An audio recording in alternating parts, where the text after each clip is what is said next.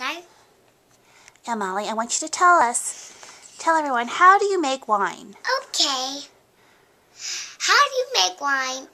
You just grab a wine bottle and some grapes, and then you take a grape off, and then you squeeze the juice in from the grape to the wine bottle, and then you take another one and squeeze it back in to there. But you don't put the skin in there.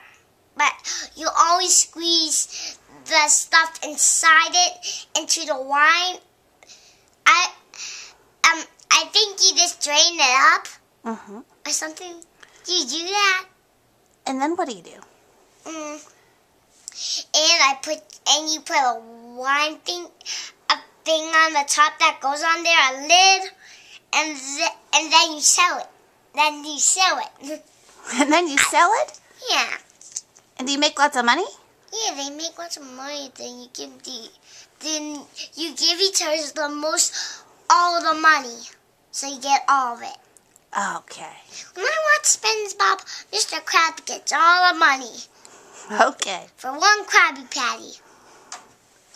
That's what happens. Goodbye.